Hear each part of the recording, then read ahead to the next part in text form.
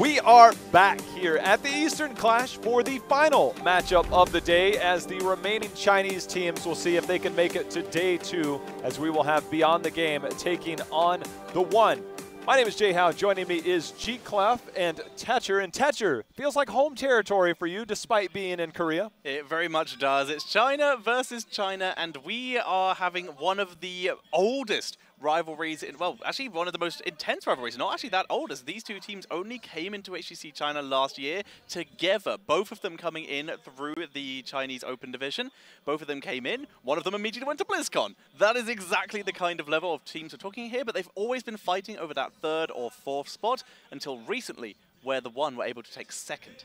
G-Clef, we've seen Beyond the Game earlier. They put Gen G in some weird territory that we didn't expect, and the team fighting seemed to be the name of the game. Expectations for this final matchup between Beyond the Game and TheOne? TheOne certainly a very, very strong team, but BTG, even with substitute into the team, I think we have a really good chance. We might actually have our first 3rd game tonight, as we just had two clean 3-0s, the 2-0s all the time, but it's best of 3.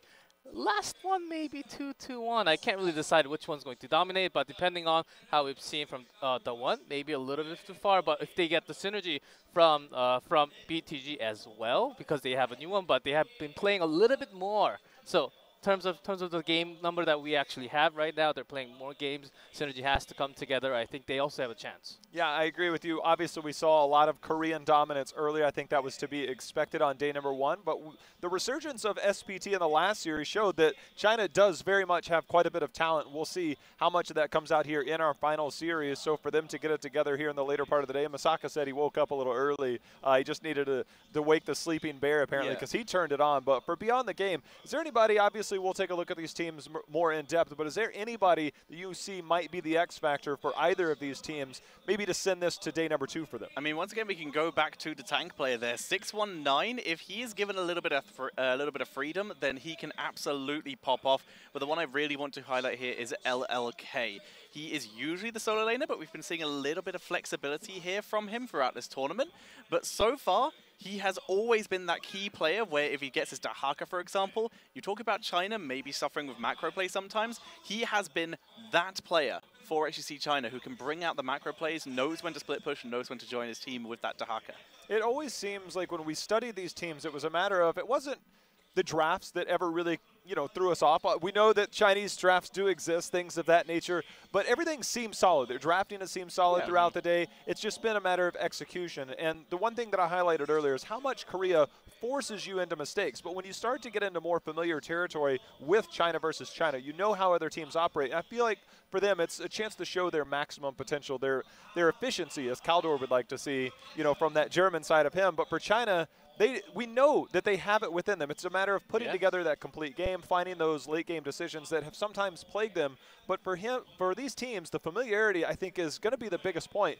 And as G-Clef said, this could very easily be our first 3-game series that we've had throughout for today.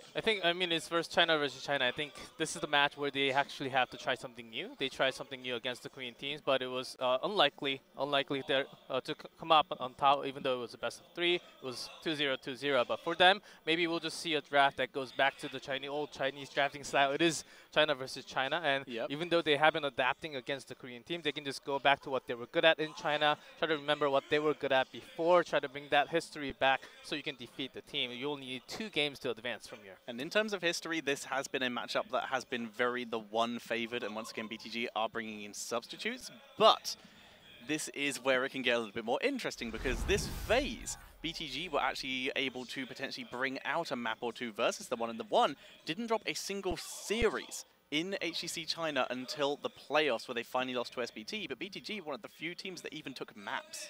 Well, we'll see. Speaking of maps, is there anything, obviously we saw the Battlefield of Eternity, a Korean special, things of that nature. Is there anything else? Obviously, Dreadnought brought up a very interesting stat because of the format in the Chinese region. The map pool is very different. We're actually going to take a look at that as our first battleground will be that of Volskaya. We see Cursed Hollow and Tomb of the Spider Queen banned. Tomb of the Spider Queen being one of the maps picked up. But with Volskaya here, this is a very different take on what we've seen throughout the day so far from our Chinese teams. It is. It's a bit of a lean towards the one, as they are 3-0 on it. This is actually the map that they were able to take games off of SPT, who really seem to struggle on this particular map. Other maps we could see, potentially Sky Temple is a very big favorite of the one, and Infernal Shrines, a Chinese favorite in general for all the teams. Now, Volskaya, we know, is more about sustain. The map, the meta on this looks very different. We've also seen a lot of Sergeant Hammer. The Chromie last game was something, the build in particular, we saw Melody C bust out the build that I believe might have been first seen by Reset here in the Korean region, but it's something going into that full W with that Mobius. It did seem to have an impact at various points of that game. Sergeant Hammer, though, has to be considered on this battleground when we look at the meta for these teams. Yeah, it was mostly against Sergeant Hammer with the slowing set. You can actually have multiple targets just being stuck in there. Once you get the Dragon Breath, it does a lot of damage, and you can't really escape. Really neglect the damage that's going to come out once you stack those stacks, and it's really easy to get the stacks with the Sergeant Hammer. Of course, it's easy to miss as well, but once you're in this competitive level, you can do burst damage. That's exactly what you need. Even against some Garrosh, which Chinese love to play, you have the armor, but once you get the burst damage, it doesn't really quite work as well. We'll see if that continues when we get back from Eastern Clash. Chromie going through a few changes. There's a lot of sad Chromie players out there. But Tetcher, anything else spring to mind when we think about Volskaya for these teams? Obviously, Sergeant Hammers of the world. We haven't seen a Task Tracer all day, but that is something that does still exist and does do well on this battleground. It exists, but if we're talking about those, we're potentially leaning towards more of a CE back when Aloof was playing for them, but he is, of course, not here for this event.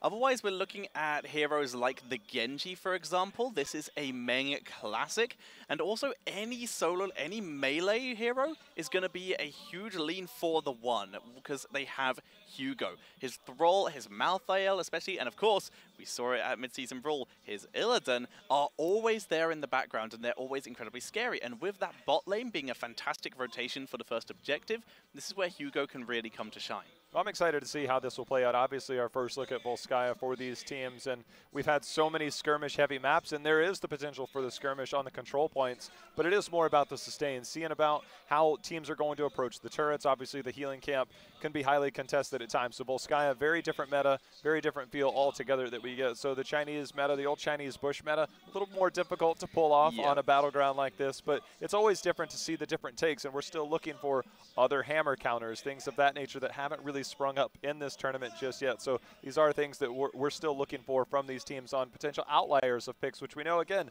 the Azmodan is something that could always come out in this. This has been, once again, it's a lean for CE there. None of the other teams really seem that comfortable bringing it out so far. Also similar for heroes like Kel'Thuzad. CE are one of those teams that likes to experiment when they have matches that they feel confident in. Well, I don't know if we'll get Kel'Thuzad, but we're going to find out, as it is now time to get into the draft here of game number 1 on Volskaya between Beyond the Game and TheOne.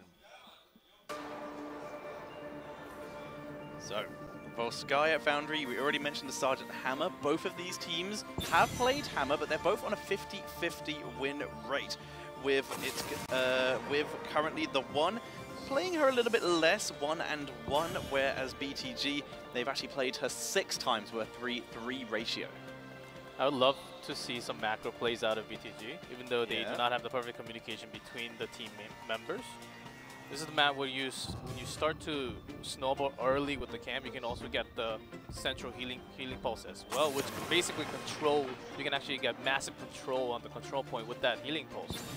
So with that Maiev banned out by TheOne, interestingly, as this is a big Meng hero, any of those big playmaking heroes like Genji or Maiev are incredibly scary from Meng, so if either of them are let through, I wouldn't mind seeing them coming out.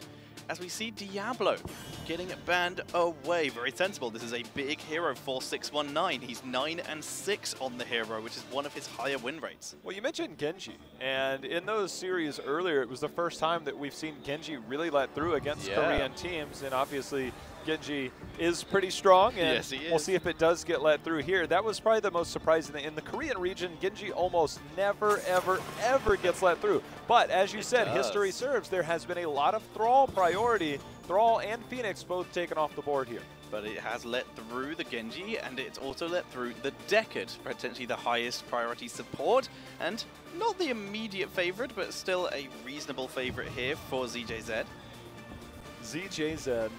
Yeah, I say it that way to tilt everyone because that way you, no matter what, you have at least one region tilted. Oh, you probably got multiple. It's all just like North America, North America, North America. So we see the Rainer coming in as first pick. This is going to be a standard Muggle hero. Played it a couple times. Ever since the reworks, it's been quite popular in China, full stop. There's our Deckard. Frontline control, and it will be the Genji coming out here for Beyond the Game, but the Deckard control, the amount of sustain that he has with the potions, the amount of control that he has to control with CC and set up a lot of kills. If he gets those roots, the slow roots, Genji can easily follow that up. So the composition, strong in nature. We obviously know Garrosh has had a lot higher priority. I still have the Murd to consider as well. I really like the Genji being stolen away here. For starters, it's good on Dancing, who is 2-0 on it this phase, but Meng is so infamous for this. Even in the South Korean Hero League, he is feared for this. He's one of the youngest players in the league, and his Genji is something to be feared. All I can say is the last two picks of that side clearly are going to be Cho'Gall. I mean, it could be. It could be. That is a draft. That if you were going a Cho'Gall draft, that would actually be it. If this was SPT, I would be quite sure with you because they have run that a fair amount. I've not seen it from the one before, though. I'm excited if it is.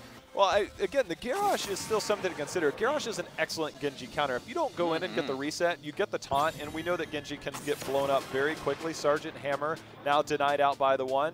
Thoughts, G-Clef, on the draft so far? I think they're trying to eliminate all the tanks because Blaze, of course, picked by the one. They often go...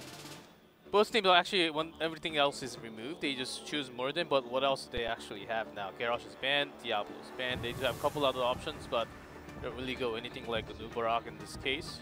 I think BTG just get that Murden first of all before the one takes it away, and they can't really have too much percent damage and picking up Leeming. So they're going for the resets and super heavy team fights here with the sustain from Deckard. I like this choice. Alex Straza does have the Dragon Queen, but once that's out, they will basically win the sustain war.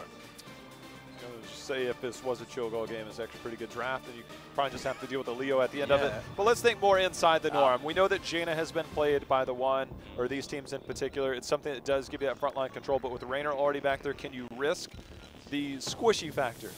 Let's find out, as we're going to see Zeratul and ETC played once this entire phase by Hehe, but it used to be a favorite along with Arthas back when those two heroes were meta. He was absolutely terrifying on those two heroes. His angles were unpredictable, his engages were effective, and with a Zeratul Void Prism potential Blaze engages as well, this could be a really scary setup with the current lack of denial outside of Wave of Force and Stormbolt.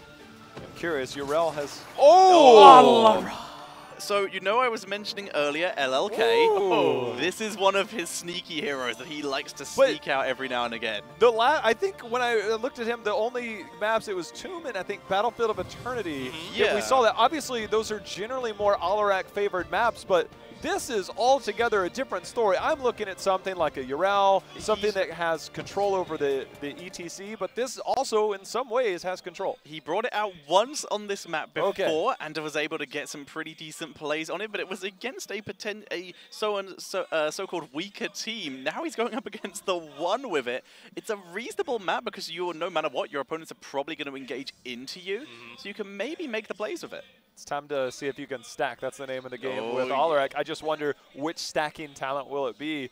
I don't get much Alarak, but you know I love me some Infinite Stacking Quest Tetcher. As do Ivy, and you are very much on board with that. There is a Rainer in the game, so potential for Behemoth Armor. That's an Infinite Stacking Quest.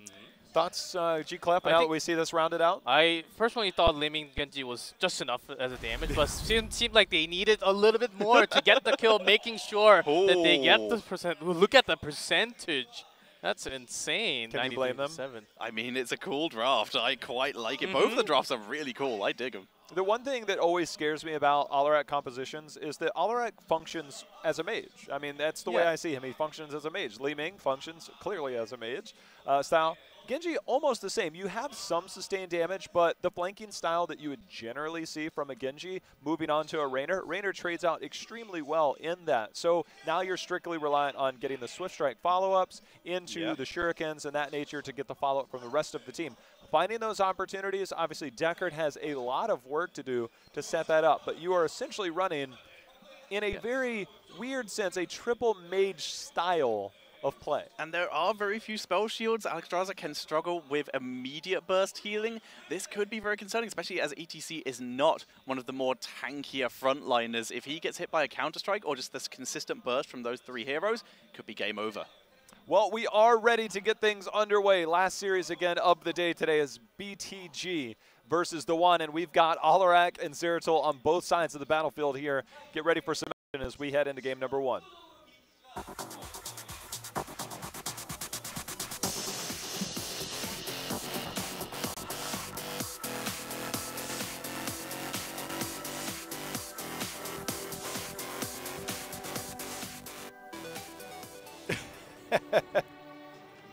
Snow Angel.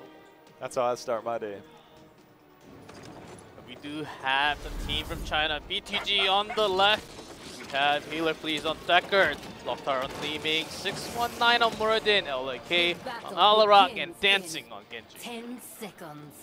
On the right side for TheOne, we will have 5, ZJZ on Alexstrasza, Hehe on ETC, Hugo, of course, on that solo laner. He'll be on Blaze. Mang, seeing if he can make the plays on Zeratul. And Muggle bringing the pain on the Rainer. I think ETC pick TheOne is certainly dangerous with the amount of burst that BTG actually has, along with the silence from Alarak. But see a possible lifeline there from Alexstrasza as she's just pushed on top of the fortune. We'll see. It's always, can you stack as Alarak, obviously hitting with the center of that. And if you can hit 3 at once, obviously you can get that full quest completed. And then, of course, if he does go into that at level 4, that's where the infinite stacking comes in, getting that damage going. So for me, G-Clef, all eyes are on LK to see if he can execute the combos. You have the coordination of Li Ming and Genji to follow up. That is really the name of the game here. Yeah, it's going to be very tough once because they do not have the perfect teamwork with the substitute, but they can make it happen with the DPS lining up, having the communication. And Healer Please can just back it up from the back line. We'll see. We'll have to see in how good the coordination is. The focus fire as Meng will get caught with the orb. That's the first blood. That's one way to say got him right there, and that is a big blow up, a good start for the game. Again, this is the mage style. It doesn't matter. You have to be on point the entire game to get all of the resets, all of the kills, because all it takes is one big miss. And all of a sudden you're like, wait a minute, how did we lose this fight? And again, for BTG, they have blow up city on all functionality of this. We do see Muradin taking a more cautious approach, going 3rd win. We've seen a lot of Storm talent. The perfect Storm picked up. We also see the block for the slower auto attacks of, say, an ETC or a Rainer, although ETC obviously got his buff not too long ago. But instead, 3rd win, more sustained style, so those healing potions can be dished around more towards the mage style. There's going to be some lockdown G-Clef. With the silence connecting, but ETC. Slight pressure from Hugo to survive, and that's not going to be the only one. It's very early game, even though they put out some burst. It was heard of really well. They could just continue into ETC, pressuring without the mosh pit. So I think right now, when ETC should be pressuring with the rotation early game, BTG is actually handling this really well with their 3-man rotation. There's a gank onto Blaze now. Blaze gets interrupted on that jet propulsion. We got the power slide. Here comes the switch strike. That's going to be kill number 2 here for BTG, as Alarak and team are making their presence very well known. But I can tell you, G-Clef, it seems like a lot of this is Deckard Kane's doing to set up a lot of the initiation here. Yeah, for sure. And also having a very quick rotation to one, underestimating the power of that rotation with what's going to happen with Genji, Alarak. If you miss 1 second, you're just going to be gone. If you overstep the line, you think Blaze you can kind of survive because you do have a lot of H to start off. But without the bunkers so far, you cannot survive too well. Right now, early contest here. Hehe comes in, does hold on to 1 turret. We'll see the rotation back down for the turrets on the later part of this if things hold. But the number one thing is LLK with the healing pulse. That can be a turner. We also see the healing potions being dished out by Deckard, which they needed against the Dragon Queen. Can actually counter with that healing pulse that they have in Alarak's hands right now. So they might actually engage great telekinesis to get the focus fire onto Rainer. That's gonna be the kill. And can they even fight a little more? TheOne, they should be backing out already. That play was insane because leaving, I'm like, this Arcane Orb. There's no way that's hitting, and you got the trust, the faith in LLK to bring in with that telekinesis, brought him into the combo and the Swift Strike after that. This team, the communication is very much there to start this game.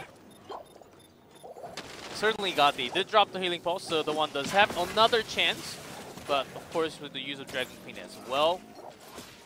Maybe a little bit tough. Reina getting caught by multiple CC. You can't really try to survive all the damage that's gonna come out. You do have to make an engage. There's a power slide. LLK has to use that telekinesis to go. Deckard passing out the potions, hits the combo there, but he is going to be the first to fall. Mang trying to get out alive. He does manage to get the blink out in the nick of time. Dancing coming in, trying to get the trade out. Deckard falling. That is a 2-for-1 as Rainer ended up falling on the side of TheOne. Better trade for TheOne, of course. They got TheOne. Great power slide to initiate the fight from Hihi. I think he was doing an absolute great job staying together, except for this power slide and the jump push that kind of continue together. There's a Swift Strike and Dancing looks for the kill. I mean, gets the reset as the power strikes in. They will get more than that. They're following up with almost the entire team by Rainer, of course, died a little while ago. Loktar with Calamity. He's like, let's go, let's get these resets, and blew up just about everybody there. So BTG suffered 2 losses. They turned it right around, have a 1-level lead and control over the control point. Well, once you dive in with the power slide and the jump propulsion, if you miss the entire target, you do not have your own escape. Well, that's what happened. BTG just understanding the cooldown right after, just after playing that as well. All they need to get is 1 kill, and it's resets galore for Li Ming party. We've seen crazy aggression. ETC has been sliding in, so Hehe has been constantly with the aggressive power slides, looking for the follow-up. And Zeratul doesn't really get that big power spike until 16. Obviously, Rainer's more of the sustained damage. I'd like to see some more restraint in these moments. We're also really close to level 10 for BTG. TheOne, instead of conceding this, they're going to try and buy time, but there's going to be the stun follow-up. Yep, they're just going to have the power slide, and he will actually sacrifice himself to get better trade, but does not follow up with the extra bit of damage from Zeratul. He's actually the one caught in the back line and the one trying to sustain, and this is 99%. BTG going to have the first protector of the game. They're controlling every side of this. There's going to be the follow-up. Deckard making the snipe there. Got him with the headshot on the other side. Maybe BTG should consider bringing him back to China. It's He's really good, I gotta say. That's slow, though, from Alarak to get that, help confirm that. It is all aggression all the time from this. For TheOne, they are now find themselves 2 levels out, potentially more at the end of this, as this protector with the 10-tier advantage can be very aggressive as they start to go through. But you look at the mini-map, they've got Alarak top, Genji bottom. They don't want to just get some control. They want to get all control. They want to have that 13 talent tier. They want to get the power spike. They want to snowball this in their favor, and right now they're making that happen. Yeah, TheOne, they need the burst along with the Zeratul to focus fire, when Reina can just sustain in the mid-time and the other side. Outplay! That's a little debated right there. You think that you've got him, and then X comes down, and you know what X does? It gives it to you. And you fall right after. And BTG even getting more out of that when Zeratul thought he had the chance to actually bring him down. A little bit too aggressive under the turret shots as well. So TheOne even falling behind even more. It's not a good sign, and BTG just snowballing really hard, making sure they have all the items in the map for the next control. They don't even have to force themselves to fight next time. They can wait for 13, make sure they have the massive lead. They're actually controlling the macro super well. They're always on top of the tempo. BTG, they're grabbing all the items they want, so they don't have to. They can actually use that healing pulse again to kind of neglect the Dragon King for Alexstrasza once again, but do have the stage die. I thought, obviously, you've got quite a few interrupt potentials. Oh, yes. Deckard's going to be there. You've got, obviously, telekinesis, Li Ming. Everything is very difficult to get that into. I have said the aggressive power slides. I do wonder, who are you diving on top of? Deckard can throw down a root when you land, can be very tanky in that. Alarak generally has the mobility. Li Ming has the mobility. Genji has the mobility. So stage dive, maybe more towards the macro style. I'm curious, though, how those engagements will happen. As right now, ETC, he's locked down on the front line. Oh, yes, he's getting the damage. And folks coming in, and they have the Dragon with great BP to lock everyone down. Let's see if the follow-up is perfectly well for them. They do have the healing pulse, but they cannot manage to do the damage as they want to. There we go, the Cleansing Flame coming down, trying to get the damage. Stage Dive ends up going out directly under the wall. He still has that turret, but he gets the power slide over. It is a 2-for-1 trade for now. Bunker goes down. Locktar, he manages to blink out in the nick of time. The bunker is here, but this is still 3 members from TheOne behind enemy lines. Zeratul cannot really help. Locktar can do some damage, but she's Limmy's also really low, so providing extra damage seems a little bit hard, but getting all the skill shots, and Dancing's diving in, and Limmy goes down. Great play by Mang there, catching the kill.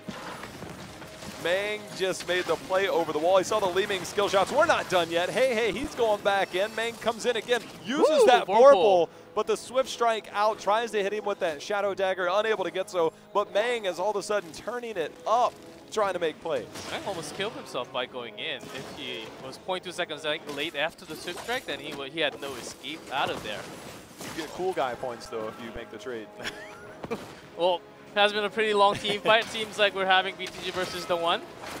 And in the meantime, TheOne was able to soak a little bit more from the wave because they actually had Zeratul on the bot lane. They were actually able to grab some minion XP as well. So BTG, they're not leading as much, but still holding the lead, of course. Yeah, BTG, you could have easily just conceded your turret, walked away, but BTG did take the fight.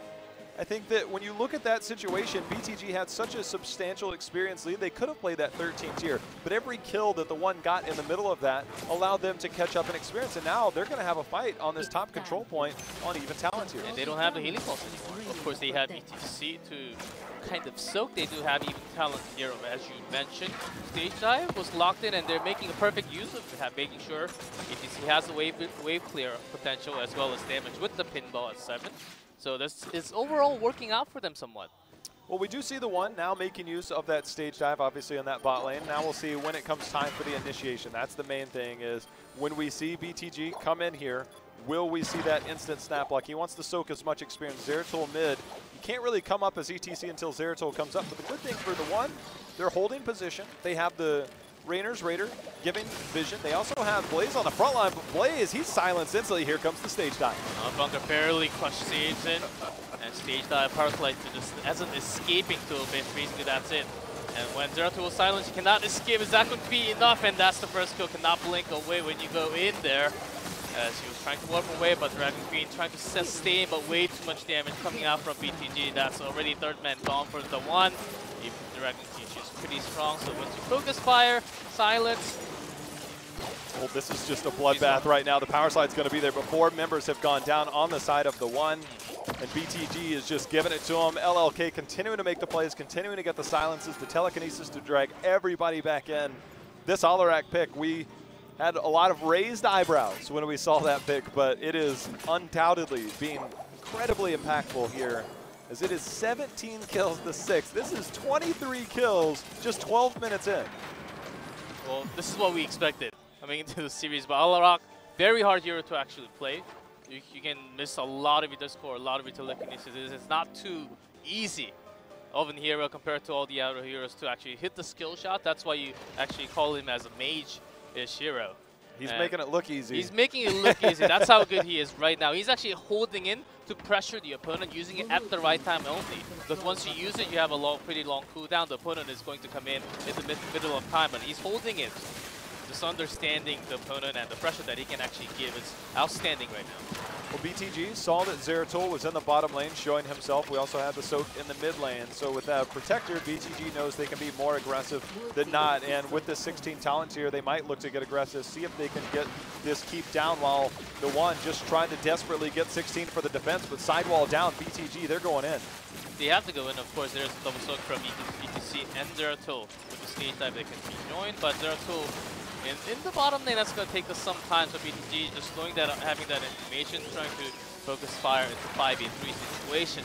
Zeratul actually comes in, stage dive. Let's see if it happens at 16 or near 16. Well, 16, they need to let this go. The keep is going down. The keep is going to fall, so they get 16. See if they stage dive behind this. I think it's too risky at this point. The keep is gone. Just cut your losses. Trying to take a fight behind here, not worth it. We see Mang go in. They did get 16, but it's going to come at the cost of the keep. But the one thing, the silver lining of that is they did pick stage dive. So they have the global to defend against catapults late game. Could also be the rotation up as we see ETC on his way. And he's harassed by the conveyor belt for a second.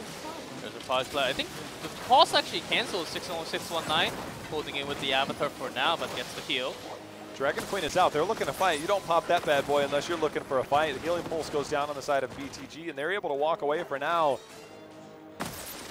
See 619 holding position, anchoring for his team, drops down. The Thunderclap. Li Ming comes in with some poke damage of her own. Follow up, focusing on to 619, and he does go down without the Avatar anymore. Look at that first damage from Silence, but the bunker keeps them alive. That was a clutch play there with the bunker, but the Maynard's gone. They get the reset. Dancing is looking to dance with the ETC very soon. Not going to happen without the mosh pit. Got him.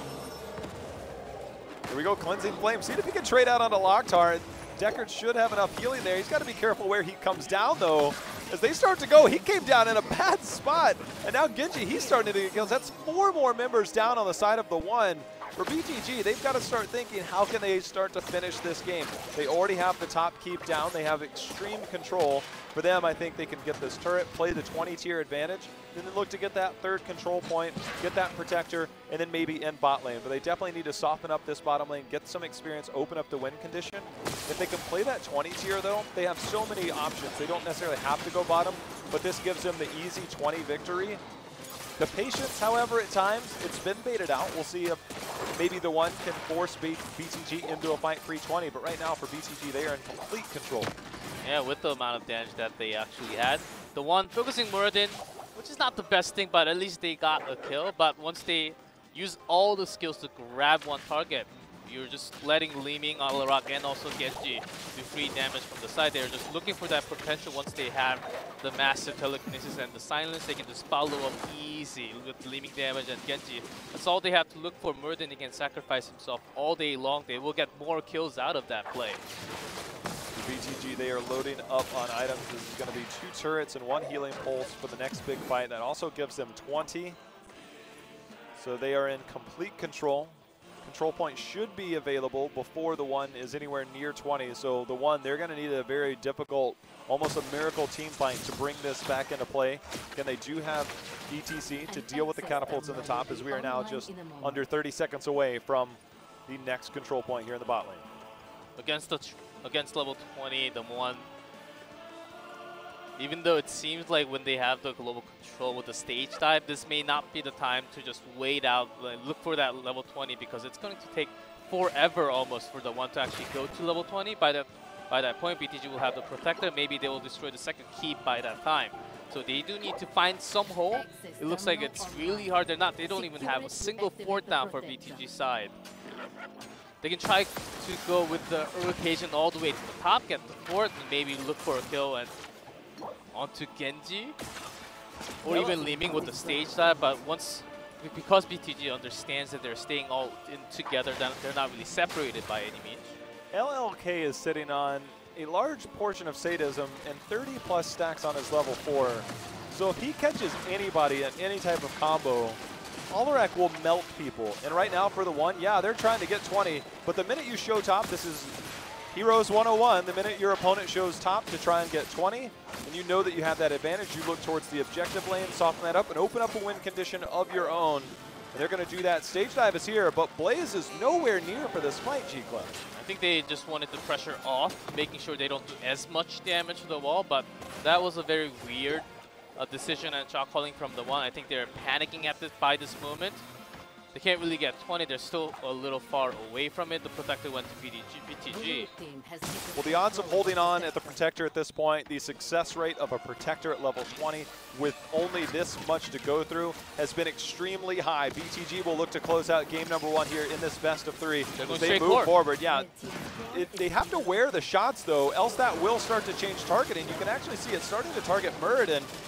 And now the fight is elsewhere. This is the one way that you can potentially lose this. X-Strike comes down. Genji the first to fall in this, but the Protector, however, is already taking down the shield. He typed an X as he goes down, but Protector is so strong at the late game, and still you do have the other members as Alarak is still trying to get near the core, but seems like that's more than enough damage. BP just to buy the time, but still Protector 52 seconds and 90%. That seems like the core call. BTG taking game number 1 behind an Alarak composition. And one that was probably highly unexpected from a lot of people.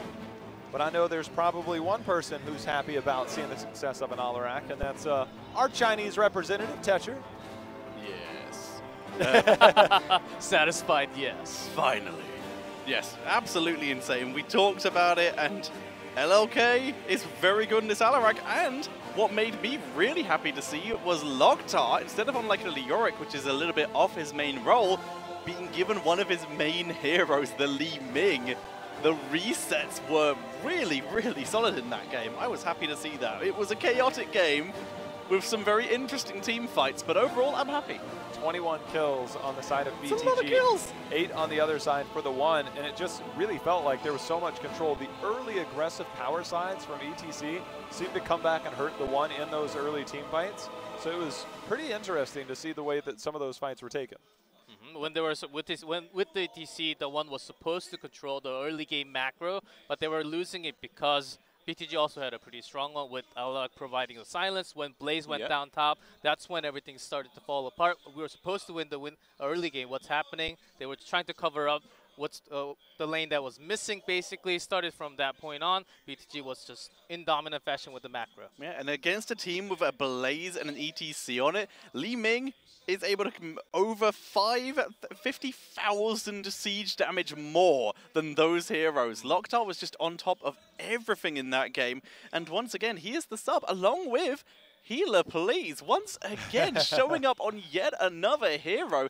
But not only does this show the skill of the individual player who can just dive straight into a into a team where he might not be able to communicate as well and has had no time to practice with, but it also shows the depth of the Korean Open division as well.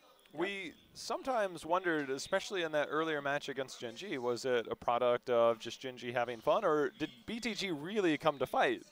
And so there were some question marks. After game number 1 here, all of a sudden it's like those question marks aren't necessarily there. That they are a legit threat to throw down at any given moment, and they do extremely well at that. So if they're able to close out this series, I expect them to continue with the team fight. Those question marks are slowly straightening out into exclamation points here. If they can bring this home for 2-0, then I don't feel too bad about them. Maybe if they were to fight Blossom, we will see. But Blossom, as we already mentioned, they looked really good earlier today. They certainly did. And talking